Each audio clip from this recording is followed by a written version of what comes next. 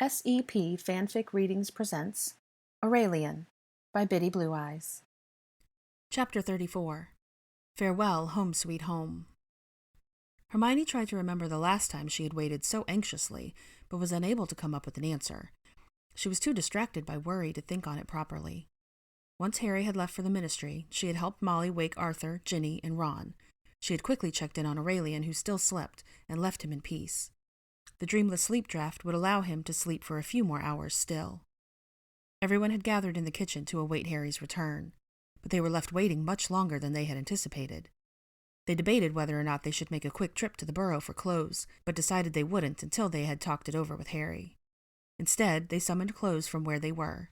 Molly, through years of practice, was quite accomplished at summoning and was able to get clothing for herself and her husband. Ron and Draco, too, were able to summon their favorite outfits, because of their familiarity with them. Ginny, however, had difficulty, and it took her a good 30 minutes to summon an outfit, and another 10 minutes to summon an outfit for Hermione. Hermione had been flustered to discover that she was unable to summon any of her clothing. She knew that she had the skill and was extremely aggravated by her unsuccessful attempts. After 20 minutes of trying, she finally let the aching suspicion inside of her settle. The Death Eaters must have put up a ward that prevented her from summoning anything else from her home. As such, she was unable to summon either of her shield cloaks and borrowed Harry's wool shield cloak instead. It was rather large on her, but it was better than none at all. Harry finally returned to Grimmauld Place a little more than 2 hours after he had left. He still wore his pajamas beneath his silk shield cloak, but he insisted that he would not waste any more time by changing into something more appropriate. After a very brief 3-minute update, their group of 6 exited Grimmauld Place and disapparated. Molly and Narcissa stayed behind with Aurelian. 3 resounding pops echoed through the neighborhood as Harry, Hermione, and Draco took Ginny, Ron, and Arthur via side-along apparition. They appeared beside a tree on the side of Creevey's property. Harry said nothing as he released Ginny's hand and led the way to the front door. He rapped firmly on the front door and waited impatiently for someone to answer. He glanced over his shoulder at the group and was glad to see that all of them had their wands held tightly by their sides. The door opened slowly, and the skinny form of Dennis Creevey looked on them with fear and confusion. "Harry?"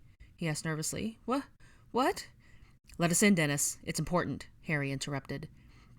Dennis paled and nervously opened the door. Harry swept in and pointed the others to the sitting room. "Get your parents. We need to talk." Harry's strong voice and serious mien did nothing to assuage Dennis's worry. They're getting ready for work. What? "Now, Dennis," Harry insisted. Dennis nodded dumbly and disappeared down the hall. Harry walked into the sitting room and glanced at the others. He always seemed to have a difficult time looking people in the eye when he was in such a stony and determined mood. They listened as words were exchanged across the house, but they were unable to hear what was said. Dennis reappeared less than a minute later with his parents behind him. "Mr. Potter, is something wrong?" Mr. Creevey asked in a businesslike tone. "Yes," Harry answered honestly. "They know that Dennis knows something." "What?" Dennis breathed in panic. "The Death Eaters know that he knows something, and we're afraid they're going to come for him," Harry said frankly. "We need to get you to safety. We ask that you go pack your things immediately." "Pack? You want us to leave?" Mr. Creevey asked in surprise. "These are very dangerous people, Mr. Creevey," Harry answered. "Yes, but can't you use some sort of magic to keep them away?" he persisted. "There are wards we can use, but wards can be broken. It's not safe to keep you here. These people are serious. If they find you, they will kill you," Harry said darkly. Mrs. Creevey's teacup slipped through her fingers and broke upon the floor. Hermione repaired the cup and Ron cleaned the mess without a word. "Where will you send us?" Mrs. Creevey worried. "We can't go to the magical world. And what about work?" "I'm sorry, but we really don't have the time to discuss things here. I've talked to a woman I know and she's agreed to have you," Harry replied. "None of you are allergic to cats, are you?" Ron asked. At Ginny's irritable glare, he muttered a quick, "Never mind." "Please, go pack your things as quickly as you can, and we'll explain more when we get there," said Harry. "Pack only what you need. Dennis, can you pack magically?" A little," Dennis stammered. "Not all that well." "Arthur, would you mind helping him?" Harry asked. At Mr. Weasley's nod, Harry turned to Draco. "What about you, Malfoy? How are you with magical packing?" "Skilled," he answered. "I'll go with his parents." Harry nodded, and the group disappeared from the room. Mr. Creevey's arm wrapped supportively around his wife's shoulders. "I'll go put up wards," Hermione offered. "Not without—" "I'll go with her," Ron interrupted. Harry nodded again, and Ginny stepped up beside him. "What about me?" she asked. "Keep an eye on the back door. I'll watch the front." As soon as everyone had left him, the world suddenly felt eerily silent and empty. He had a foreboding sense inside him. The world was not the same since Hermione had been attacked only hours before. He anxiously checked his watch and looked up as Mr. Weasley re-entered the room. "He's all packed," Mr. Weasley declared, setting Dennis's trunk down near the front door. "Harry, are they really—" "Stupefy!" Harry shouted suddenly. "Protego!" Mr. Weasley's shield charm burst forth just in time to protect Harry from a shot of orange light that had been directed straight towards his chest. "Potter's here!" Rabaston proclaimed as he moved aside, his brother and sister-in-law following in the front door after him. His statement was quite unnecessary, as Bellatrix and Rodolphus had already spotted him and were casting fierce spells in quick succession. "Dad! Harry!" Ginny cried, bursting into the room. "Go, Ginny!" Arthur commanded.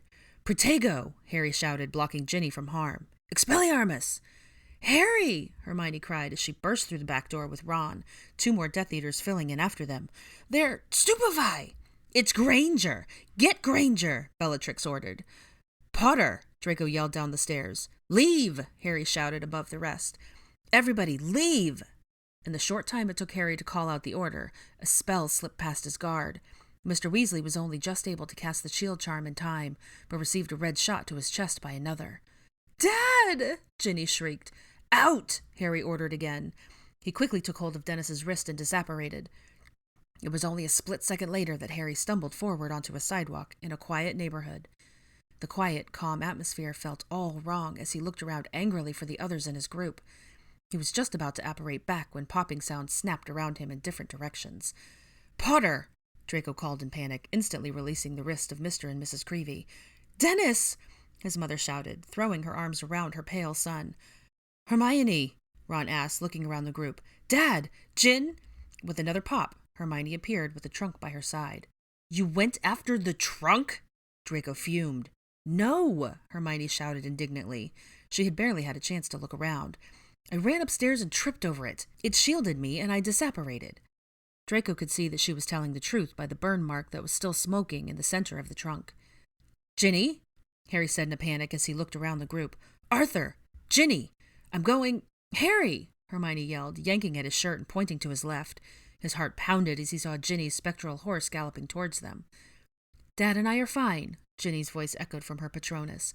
"I just apparated to the wrong street. We're on our way."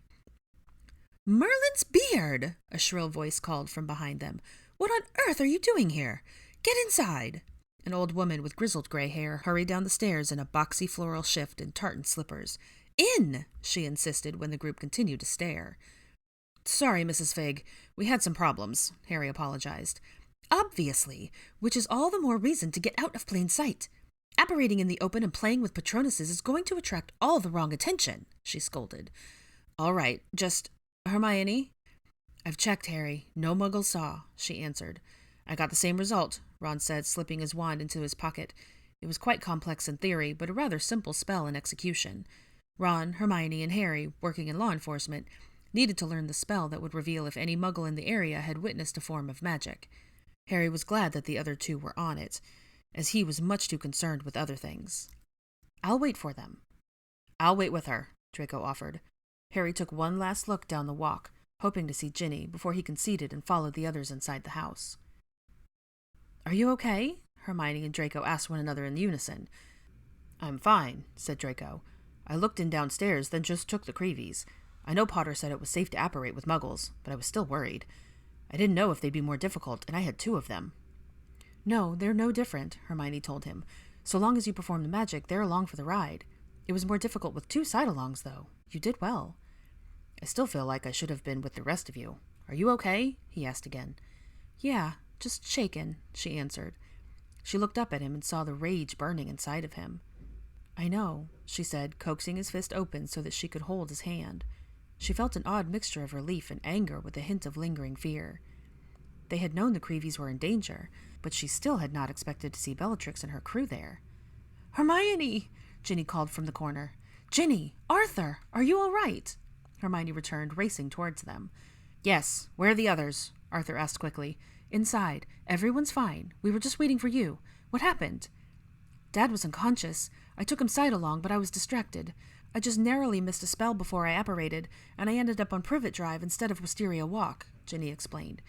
Are you sure you're okay? Draco asked Mr. Weasley. Yes, it was just a rebounding stunning spell, he answered. When he said rebounded, Hermione immediately wondered if it might have been one of their own. It was rare for Death Eaters to use spells that simply incapacitated their targets. You're lucky that's all it was, Ginny said, looking at her father with eyes began to sting with water. I know, he replied, but it's good to know that luck is still on our side. Just don't tell your mother that I was hit. Ginny and Hermione nodded in understanding. It was always difficult for Molly to stay behind. It was an argument that she had given up years ago, with the exception of guard duty over the Department of Ministries and the Battle of Hogwarts. Arthur was firm against her fighting for fear that she would get hurt. The argument that won her over was that he didn't feel it was safe for any of their family if she was going to be there. There was something in a person, a strong attachment that made one want to protect their mother or wife. It was different than others. It was not that one would think less of their other comrades or family members. There was just something about one's mother or wife. It would be dangerous for everyone if they were fighting as much to protect their mother as for themselves. In the same way, if not stronger, there was the desperate need for a mother to protect her children and husband. Were Molly there, she would be too concerned with her children's safety to protect herself, and she would need to. It was with that argument that Molly conceded to wait behind each time. She was the cornerstone of the family, and she would be the solid, steady constant for them. She would always be there when they returned, but the position was not without pain. She was always greatly distressed as she prayed for their safe return. It would only frighten her more to know that her husband had been hexed. You go on inside, Hermione suggested. I've got to set up the wards. It was a tired phrase for her. It came up from time to time in her line of work, but she had performed more wards in the past week than she had in the past year. It reminded her too much of the wards she'd erected daily when she, Harry, and Ron were on the run, and she ached just thinking about it. She had seen them in hiding in the pensive memories also. She didn't ever want to have to hide like that. She thought of the safety of Grimmauld Place, and it helped ease her slightly. Draco escorted Hermione in silence as she walked around the property, and when she finished her third round, they finally entered the house. Draco's nose crinkled instantly.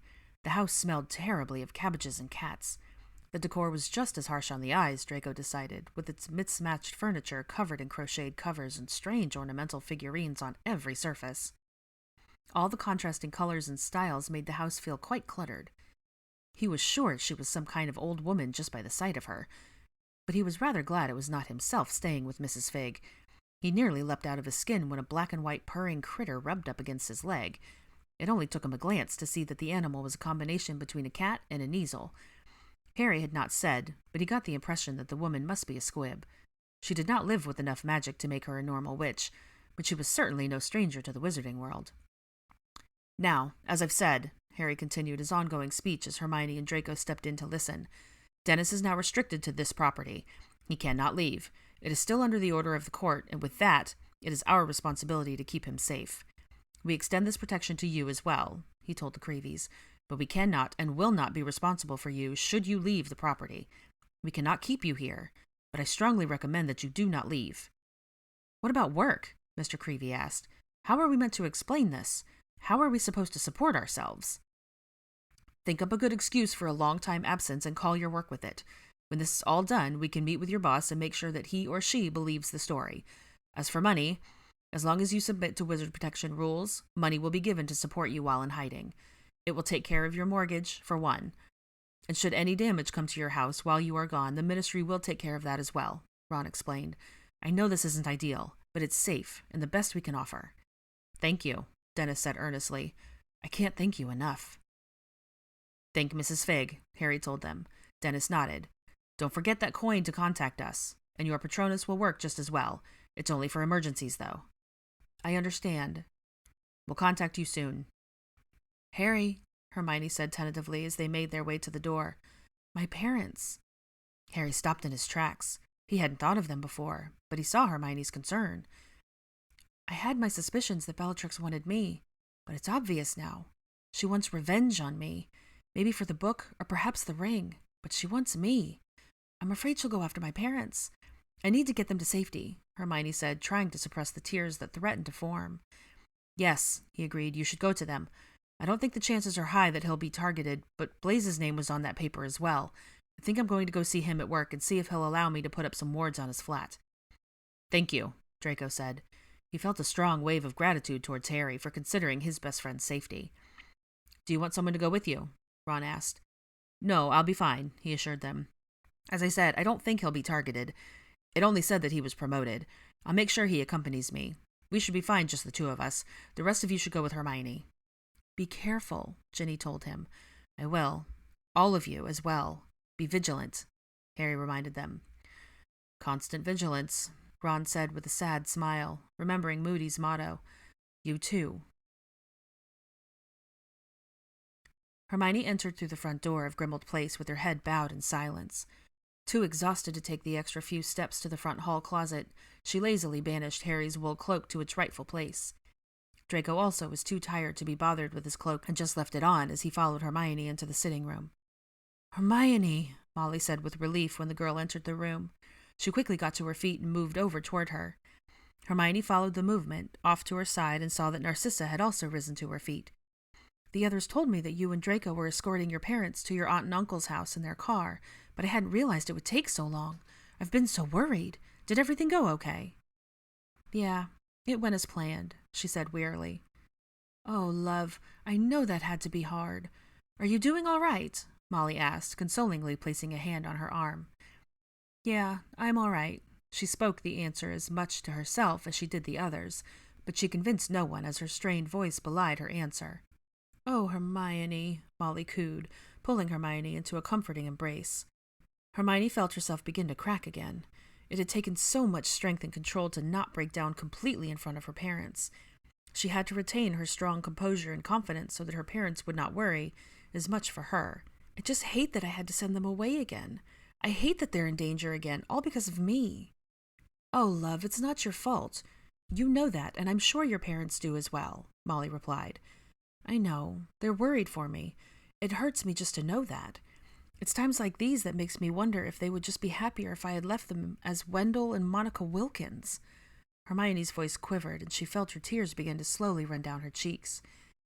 "Now what is that?" Molly gently admonished, pulling her back to look her in the eyes. "You can't possibly mean that.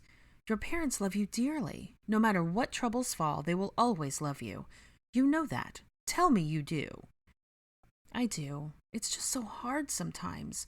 I don't want them to have to go through this," Hermione replied, sniffling and pulling back her tears. "No one should have to go through this. Your parents most certainly feel the same for you," said Molly. "We'll get through this."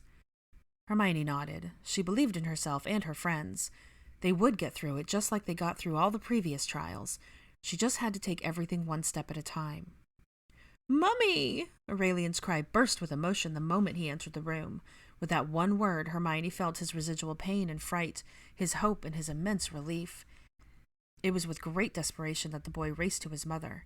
Hermione bent down and captured him in her tight embrace, having as much a need for him as he for her.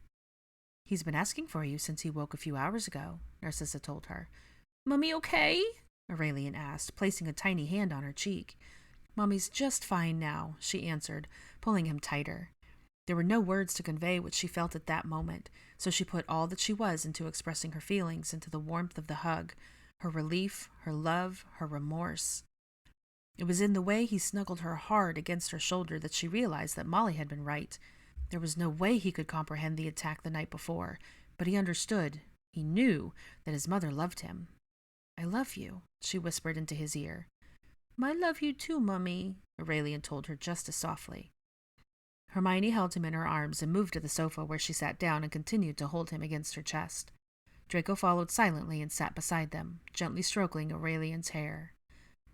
"Hermione, love, you look exhausted. Why don't you go get some rest? I'm certain you need it," Molly suggested. I do, but I just want to stay right here now," Hermione answered. She found the comfort she needed in the small boy in her lap. He needed her, and she couldn't bear the thought of letting him go. "Hermione, you're back." "George? Fred? When did you get here?" Hermione asked. "We got Mum's owl early this morning. We personally went to tell Charlie and Percy and Bill about what happened," Fred started. "They said they'd come here immediately after work. Fred and I decided not to open the shop, though. We wanted to make sure everyone was all right. That you were all right, George finished. His last statement prompted her for a response. Yeah, I'm okay, she answered them. They nodded. They didn't fully believe it, but they appreciated her lie. It would have hurt too much if she had confirmed that she was still hurting and that the attack would haunt her for a long time to come. So, Molly prompted, capturing the twins' attention, did you get everything? Yep, everything. With exception of the kitchen sink. It wasn't on your list. We could always go back for it if you want, George smirked. Very smart, Molly said sarcastically. Ginny got all she needed also? Yeah, she's taken her things up to the room now. Ron too. Dad's got your things in his. Everything else is down in the kitchen. Creature is looking indignant, but also quite excited at all of your kitchen gadgets. I dare say the kitchen supplies haven't been updated around here in a good 100 years, smirked Fred. Wait, what are you talking about? Hermione asked with concern. You went to the borough? Yeah, I guess you all talked about it this morning, said George. The borough and Malfoy Manor are well warded, but until we can put up the Fidelius charm, it's best that our family and the Malfoys stay here. All that still stay at the borough, anyway, Fred corrected. The rest of us should be okay, we think. Georgie and I just finished adding extra wards to our flat. We've never really been personally targeted. We don't anticipate trouble. Yeah, we talked it all through, but I was supposed to go along. I want to set up a monitoring charm around the borough, Hermione said in frustration. We know, and we greatly appreciate it, Molly told her, but we knew you'd be exhausted when you got back. The borough is heavily warded and should be fine for now. You can set up the monitoring spell later, once you've had a good rest. You haven't gone to the manor yet, have you? Draco asked. Not yet. Your mom said you'd probably like to collect your own things, Fred answered, but we're ready to go when you are. Narcissa and Draco both nodded. I'll come too, said Hermione. The papers recording the monitoring spell are still in my flat, so I'd like to redo those spells as well.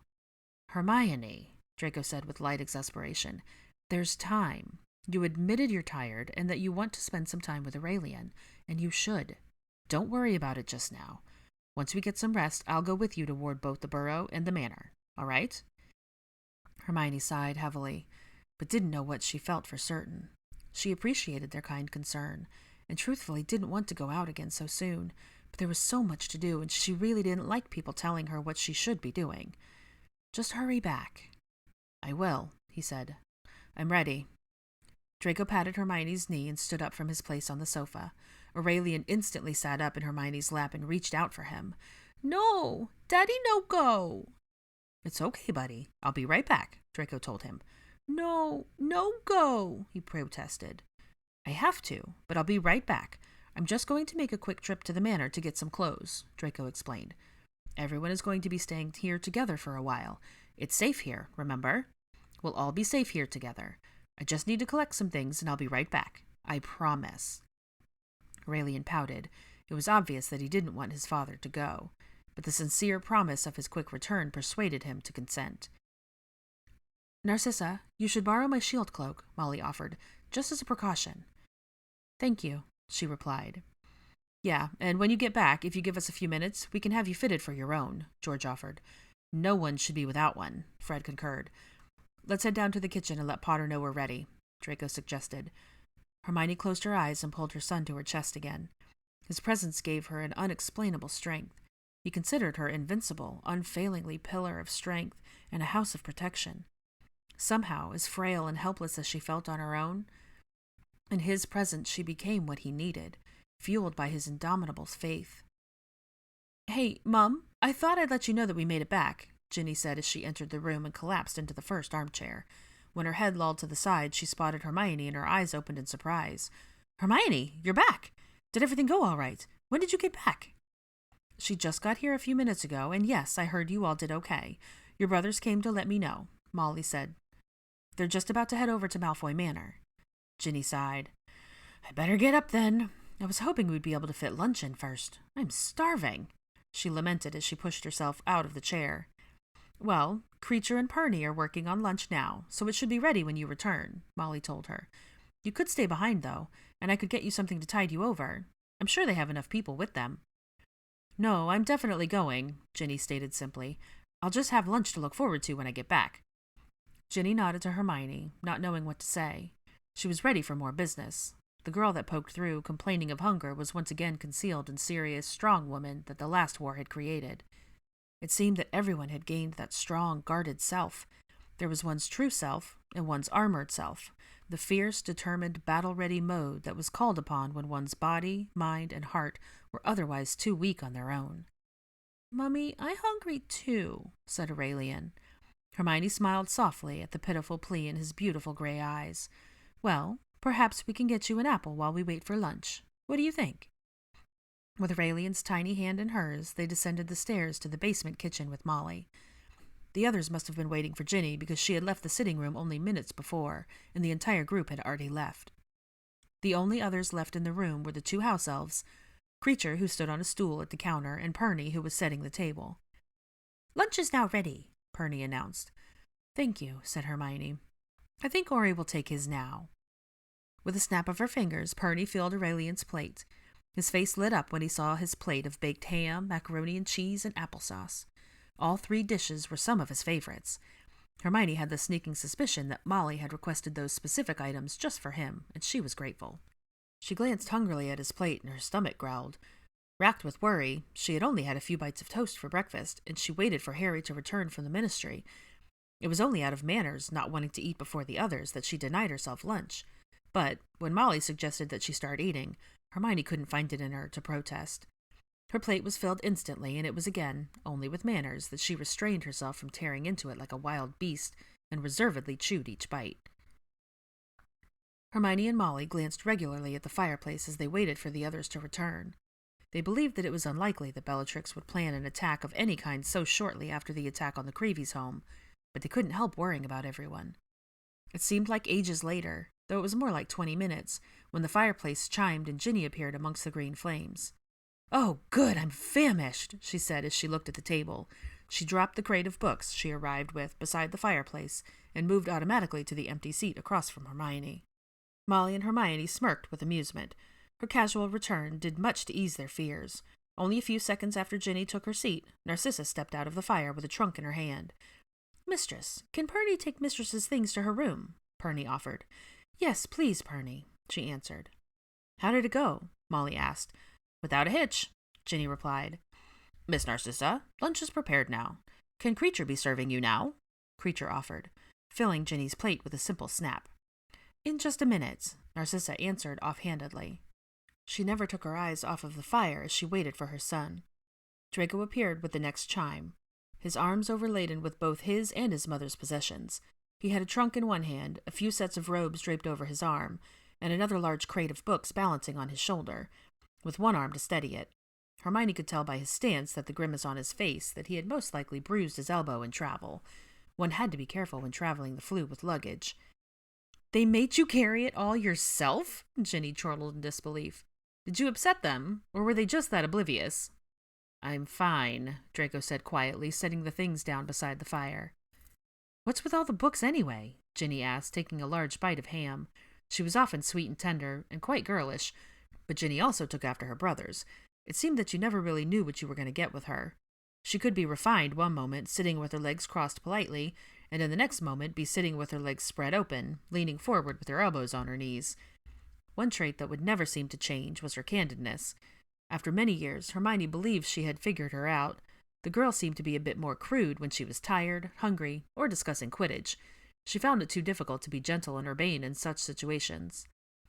"The books are rather dark in nature, and some that I would rather my sister not come across should she pay a visit to my home," Narcissa answered. "We have quite the extensive library at the manor, much of which has been passed down through several generations," Draco explained, hoping they would not believe that he or his mother regularly purchased books on dark arts. He saw, though, that Ginny really wasn't all that interested. She seemed far more interested in her meal. Draco set the things down beside the fireplace and quietly took the seat on the other side of Aurelian. A crack sounded in the room, and he looked up to see a bright smile of Perny beaming in his direction. "Master is back. Can Perny be taking Master's things upstairs as well, sir?" she asked. "Yes, thank you, Perny. When you're done, I also give you permission to return to the manor to collect whatever things you might like. Make quick work of it, though. When you're done, I'm afraid I must order you not to leave Grimmauld Place. I apologize, but it's for your own safety. We're all going to be staying here for a while," Draco said quietly. "Perny understands, sir. Please do not worry for Perny. Perny has already asked Mr. Harry Potter if she may use a space in the attic. Perny is quite comfortable there, sir, she replied. Good, he said with genuine relief. He thanked Creature when his plate was magically filled and returned to silence. Merlin, what on earth is keeping the others? Molly snapped suddenly. I was wondering the same thing, Ginny said, scowling at the fireplace. Draco cleared his throat uncomfortably and spoke with reluctance. They're not coming back yet. They had another stop to make. What? The women in the room chorused in different levels of surprise and anger. Draco did not lift his eyes from his plate when he continued. They decided it would be a good time to collect some things from Hermione's flat. What? Hermione and Molly demanded angrily. What are you talking about? When did they decide that? Why didn't they tell me? Ginny rattled off, getting to her feet in anger. I guess they just talked it over before we left for the manor. Potter told me when he was watching me pack. He didn't tell you because he didn't want you to come, Draco stated. Before Ginny could indignantly reply, Hermione cut in angrily. And me? It's my home. I should have gone with them. I should have at least been told. He wanted you there even less, Draco answered, stealing a glance at the angry witch just one chair down from him. Aurelian looked confused, and Draco felt quite sorry for it. Your flat isn't like the manor or the borough. It doesn't have wards. It's a lot more dangerous. Potter didn't want either of you there for that reason. That's why it's important to have larger numbers, Ginny fumed. That's it. I'm going. No, Draco said firmly. He leapt up from the table and stood in front of Ginny to keep her from getting any closer to the fireplace. What? Are you going to stop me? Ginny challenged derisively, pulling out her wand. Draco's wand was drawn as well. That's my assignment, Draco answered, clearly displeased with his post. Are you serious? Hermione shouted. They told you to make sure we didn't follow them. It's my house. Why didn't you try to stop them instead of standing in our way? Ginny asked, with fire in her eyes. It was obvious that she was debating whether or not to make a move.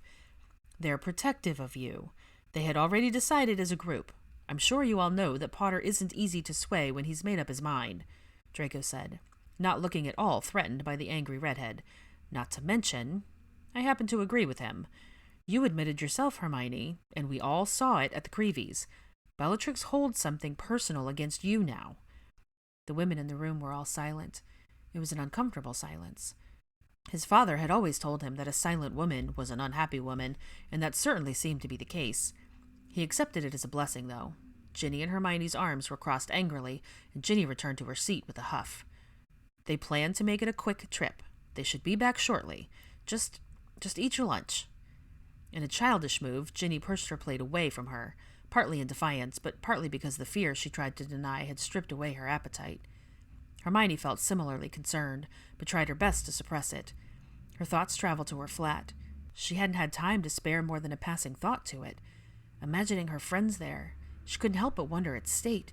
She was certain it would be a mess. After finding the notepad, the Death Eaters were sure to have searched her house. She imagined her books strewn about, her sofa ripped of its cushions, possibly sliced open. It would likely take a lot of work to fix up. She hoped not that much was utterly destroyed. Many things could be fixed by magic, but her bed was certainly too far gone. It made her frustrated and angry, but at the same time, it didn't bother her as much as she thought it should. She had both magic and money in abundance. Just about everything she owned was easily replaceable. She took inventory in her mind, trying to think of anything she would sorely miss, and was relieved when she realized that every sentimental item she thought of, including her school trunk and the book Dumbledore had given her, were safely locked away in her vault at Gringotts. The fireplace chimed, and all eyes fell upon it expectantly. George entered first, followed closely by Fred. They glanced at all the hard glares directed upon them and shuffled to the side of the fireplace, avoiding everyone's eyes. Mr. Weasley entered next, and had the same expression, stepping in to the side of the fireplace. They didn't say a word. All appeared to wait until their group was whole before addressing any of the angry women. Narcissa and Aurelian alone seemed unperturbed. Hermione's ire mounted with each subsequent arrival. Once Ron had stepped through and taken his place next to his father, Hermione got to her feet and stared into the flames, waiting for Harry to show. "How dare you!" she shouted the moment his foot touched the stone. She moved in front of him and stared heatedly into his green eyes. When she found remorse there, it only fueled her anger. He didn't know true remorse, not until she finished giving him a piece of her mind. "How dare you go to my home like that without consulting me, secretly making plans behind my back? I'm not a child, Harry. I'm not weak. I should be able to decide for myself when and how I should be protected. I thought that after all we've... Hermione stopped suddenly when it dawned on her that something else about the scene felt off. The twins stood silently to one side with their hands in their pockets and their eyes on the floor. She turned around and saw that Arthur held the same posture. Ron, next to him, stared off dejectedly with his hands clasped in front of him. She looked at Harry with growing anxiety and softly uttered the question that first came to her mind. "Where are my things?" Harry shook his head sadly, filled with great sorrow as he spoke. "I'm sorry, Hermione. It's gone. They destroyed it." Hermione's breath caught. What did he mean by that? "They set fire to it. Nothing was salvageable. The damage is irreparable," he said quietly. She couldn't breathe. Her heartbeat pounded in her head. "The Muggle Fire Department was there when we arrived. We altered their memories, and..." Harry's continued explanation was merely a far-off echo as Hermione found herself trapped in her thoughts. She had been thinking only moments before that all of her things were replaceable, but she had never imagined that she would lose it all. All the small things pushed their way to the front of her mind. Her couch, where she liked to snuggle down and watch television. The balcony outside her window, where she often stood in the morning with a cup of tea. Her armchair by the window, where she loved to read. Her books, Merlin, her books! She had over 100 of them, and they were all nothing but ashes now. Her favorite blanket, her favorite skillet, her favorite dress, her favorite painting, and everything else she owned was gone.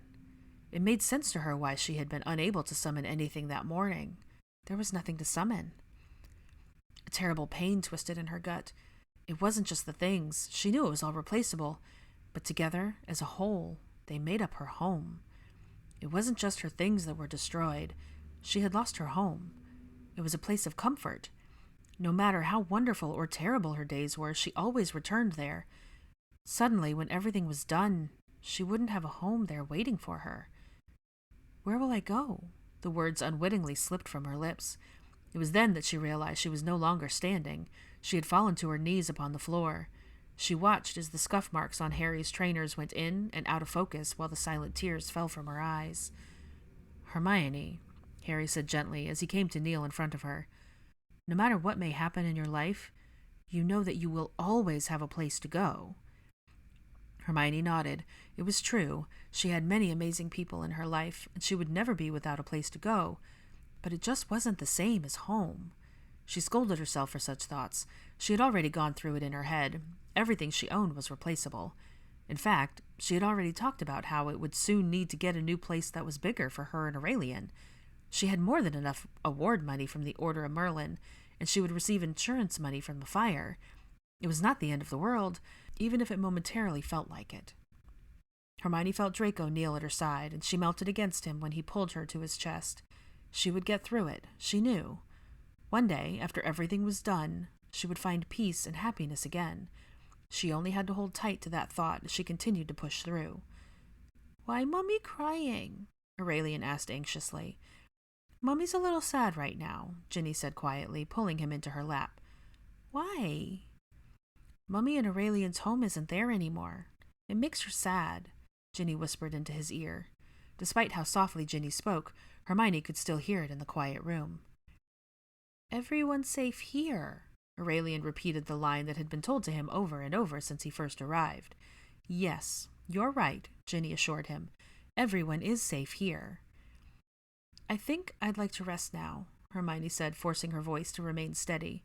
She climbed to her feet and held herself tall. It was the only way she would not crumble under all of the looks of pity she was receiving.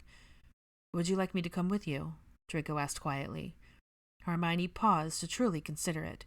She wondered whether she might just like some time to herself, but the thought of lying in a cold, foreign bed alone made the world feel too harsh. What she wanted now was a piece of home, and Draco's warm arms wrapped around her were the only bit of home she had left. "No, no nap. Mummy, Daddy, play with Ori," Aurelian protested. "They're still really tired, Ori," Fred told him. "Let's let them have a little rest so that they can feel better." "We could even play while they rest," said George. "You know how to play Exploding Snap? Or Ron says that you're really starting to like gobstones," George said hopefully. "You play gobstones with me?"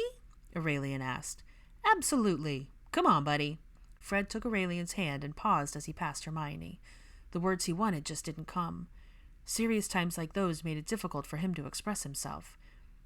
We're really sorry, Hermione, George said. Fred nodded in agreement. They both sighed heavily and started up the stairs. Hermione looked back at Harry, the heaviness in his eyes that had always hurt her so deeply. Is there anything I can do? He asked helplessly. She smiled sadly. Sleep, Harry. You need your rest too.